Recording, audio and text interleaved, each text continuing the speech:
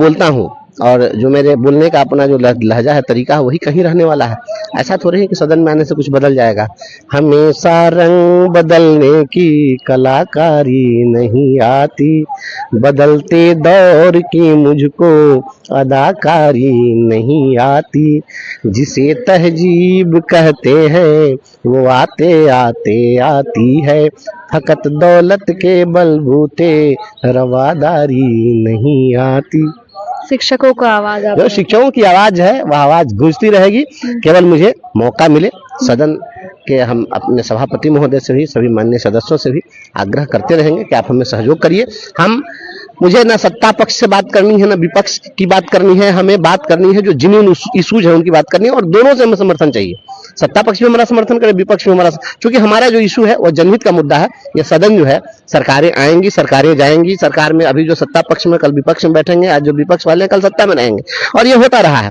लेकिन जो जनहित के मुद्दे हैं, कोई भी नेता वोट लेते हैं तो जनहित के सवालों को सुलझाने के लिए लेते हैं, तो हम सुलझाने के सवाल पर सभी से समर्थन भी मांगते रहेंगे। और शिक्षकों की जो समस्या है, शिक्षक चूंकि राष्ट्र निर्माता है, जब द्वितीय विश्व युद्ध हुआ उस समय में इंग्लैंड की संसद में वहां सभी विभागों की कटौती की गई बजट में, लेकिन शिक्षा की कटौती नहीं की। तो वहां पर अन्य विभाग वालों ने यह सवाल पूछा कि सभी विभागों की आपने कटौती की, लेकिन शिक्षा के बजट में कोई कटौती नहीं की।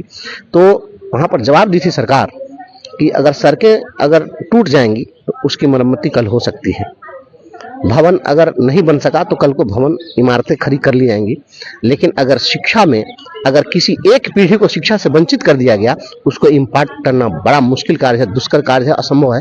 इसलिए इसके बजट की कटौती नहीं हो सकती है। तो शिक्षा अपने आप में एक अलग विषय है और सबसे गंभीर सवाल है, सबसे गंभीर विषय है। इसलिए शिक्षा के सवाल पर यहाँ जो भी समस्याएं हैं उनके समाधान के लिए मैं हमेशा तत्पर रहा हूँ। आज कल भी था, आज भी हूँ, फिर कल भी रहूंगा। आपने देखा कि राबड़ी देवी भी आज सवाल उठाई थी बीपीएससी प्रोटेस्ट को लेकर। बीपीएससी प्रोटेस्ट को लेकर के सवाल वह उठाई है, तो हम तो बीपीएससी अभ्यर्थियों के हमेशा साथ रहे हैं। उसमें भी मैं साथ था। उसमें तो कुछ पॉलिटिशियन लोग जाकर के उन लोगों को मिसगाइड कर दिए। मैं तो डे वन से कह रहा था कि जो बीपीएससी अभ्यर्थी हैं ये सभी कॉम्पिटेंट लोग हैं और पढ़े लिखे लोग हैं, ये अपनी बात खुद रखने में सक्षम है। लेकिन यहाँ तो ऐसे ऐसे लोग मिले जो कंबल के बदला नेतृत्व मांगने वाले लोग थे। तो अब छात्रों नौजवानों के भविष्य का सौदा आप कंबल से कर दीजिएगा, तो यह गलत बात है। और यहाँ एक चीज तो तय ही है ना कि बिहार के अंदर सब कुछ ठीक ठाक नहीं चल रहा है। सब कुछ ठीक ठाक नहीं चल रहा है और इस बात को हम लोग कहते रहेंगे। अब मैंने तो कहा है कि अगर आप इमारत बना रहे हैं, तो बिल्डिंग आप बना रहे हैं तो हम आपको बधाई देना चाहते हैं, लेकिन मैं तब वहां पर रुक जाता हूं जब बनती हुई इमारतों में की दीवारों में ही दरारें जब मैं देखता हूं, तब मैं वहां पर ठिठक जाता हूं। तो मुझे सोचना पड़ता है कि मैं आपको बधाई कैसे दूं। तो ये चीजें हैं। आप केवल और केवल आईवास करना चाहते हैं, उसकी क्वालिटी नहीं देखना चाहते हैं। आप अपॉइंटमेंट कर रहे हैं। बिहार में शिक्षकों की बहाली हुई, यहाँ शिक्षकों की बहाली में अन्य राज्य से कितने लोग आ गए, बड़ी संख्या में लोग आ गए। क्या इतने लोग डिजर्व कर रहे थे? और अब खुद ही विभाग ही कहीं कहीं पर जांच करा करके और घोषित कर रहा है विभाग की ये अयोग्य लोग हैं और उन लोगों को बाहर का रास्ता दिखाया जा रहा है। तो जो गलत लोग चयनित हो गए तो उनको आप बाहर का रास्ता दिखा रहे हैं, लेकिन गलत लोगों को चयनित करने वाले जो लोग थे उन पर कार्रवाई क्यों नहीं हो रही? इसलिए कि वो बड़े लोग हैं, तो समर्थ के नहीं दोष को साईं। तो ये बिल्कुल गलत है। बीपीएससी में मैं तो कह रहा हूं कि कोई ऐसी परीक्षा जो बीपीएससी की निर्विवाद रूप से हो रही हो तो बताइए। कोई परीक्षा ना, हर जितनी परीक्षाएं हो रही है, शिक्षकों की परीक्षा ली गई बीपीएससी के द्वारा। देखिए हजारीबाग में क्वेश्चन रटवाया जा रहा था और बीपीएससी ने परीक्षा शिक्षकों का कंडक्ट किया है। तो आप देखिए उस परीक्षा में क्या हुआ कि एक उत्तर प्रदेश से आने वाली ट्रेन 3 घंटे विलंब थी, इसलिए परीक्षा को 3 घंटे डिले कर दिया गया। पूरे हिंदुस्तान के इतिहास में कहीं ऐसा हुआ क्या कि कोई नौकरियों की परीक्षा और उसमें 3 घंटे डिले इसलिए कर दिया जाए कि कोई ट्रेन आने में विलंब है? सब कुछ न कुछ बातें हैं। देखिए हम सरकार जो प्रशासनिक तंत्र है, ये प्रशासनिक तंत्र निरंकुश हो चुका हुआ है। कोई कितना भी गाल बजा ले, यहाँ पर जितने भी हमारे माननीय मंत्री बोल लें, जितने भी हमारे माननीय सदस्यगण बोल लें, लेकिन जब अकेले में इनसे बात करिएगा तो सब लोग भीतर वाले दर्द से सभी लोग करा रहे हैं। सभी लोग करा रहे हैं। आप मंत्री लोग से बात करिए ना, उनकी बात को डीएम नहीं सुनता है, जो विधायक है थानेदार नहीं सुनता है, कोई नहीं सुनता है। कौन सुनेगा?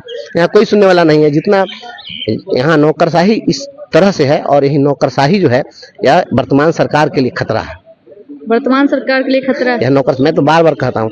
अच्छा यह बताइए कि शिक्षकों के ट्रांसफर पोस्टिंग में सरकार का कौन सा वित्तीय बोझ बढ़ जाना है? फिर क्यों नहीं दे रहे हैं ये लोग? तो ये नौकरशाह लोग चाहे तो हो जाए, मैं फिर अभी भी कह रहा हूँ, आपके चैनल से भी बोल रहा हूँ, मैं सबको बोलता रहता हूँ कि ये ट्रांसफर पोस्टिंग का जो ये खिचड़ी पका रहे हैं, ये हमको दे दीजिए, हम 10 दिन में करके दे देंगे। 10 दिन में मैं करके दे दूंगा। 10 टीचर को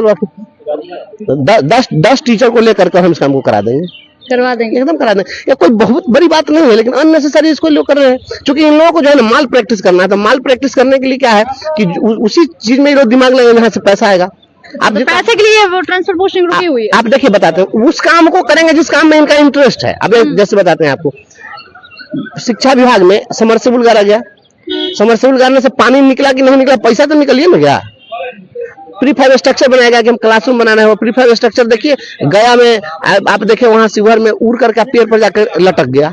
कौन सा स्ट्रक्चर बनाया कि पेड़ पर उड़ के स्ट्रक्चर चला जा रहा है, कोई कार्रवाई हुई किसी पर?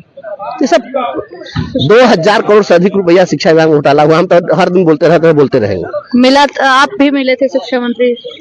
शिक्षा मंत्री से नहीं मिले। शिक्षा मंत्री से क्या करेंगे, तो सभी लोग मिल करके थक हार गए। शिक्षा मंत्री के लगा रहा था, देखे ना इसके पहले जो शिक्षा मंत्री थे, आज जो आती है फकत दौलत के बलबूते, रवादारी नहीं आती।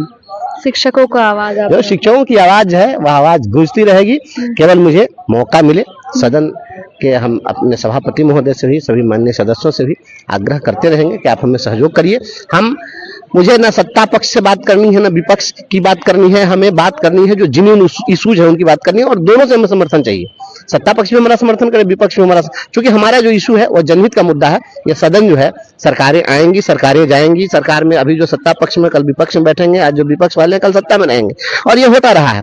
लेकिन जो जनहित के मुद्दे हैं, कोई भी नेता वोट लेते हैं तो जनहित के सवालों को सुलझाने के लिए लेते हैं, तो हम सुलझाने के सवाल पर सभी से समर्थन भी मांगते रहेंगे। और शिक्षकों की जो समस्या है, शिक्षक चूंकि राष्ट्र निर्माता है, जब द्वितीय विश्व युद्ध हुआ उस समय में इंग्लैंड की संसद में, वहां सभी विभागों की कटौती की गई बजट में, लेकिन शिक्षा की कटौती नहीं की गई। तो वहां पर अन्य विभाग वालों ने यह सवाल पूछा कि सभी विभागों की आपने कटौती की, लेकिन शिक्षा के बजट में कोई कटौती नहीं की।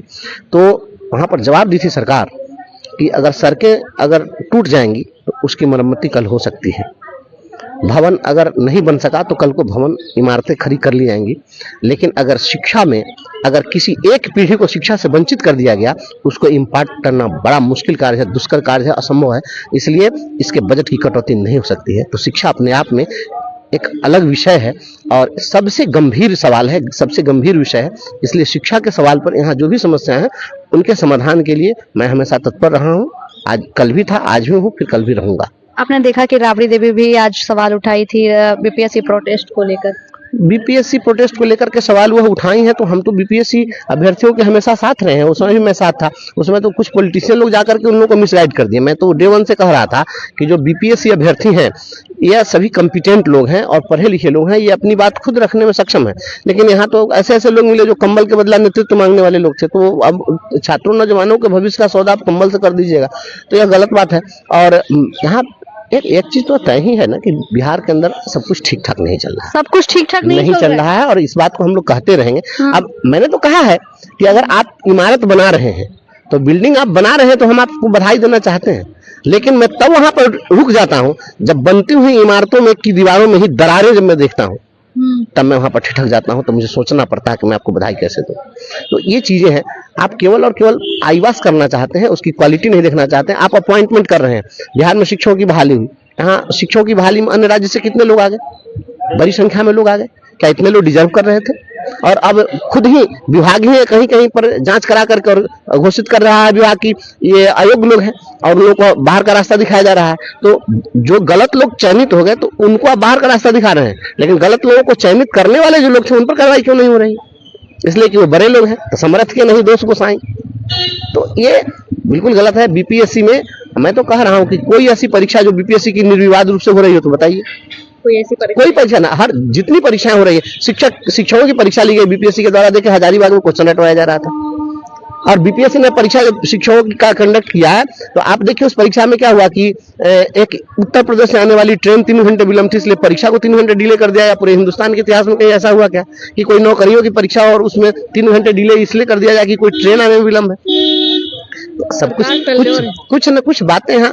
देखिए हम सरकार जो प्रशासनिक तंत्र है, ये प्रशासनिक तंत्र निरंकुश हो चुका हुआ है।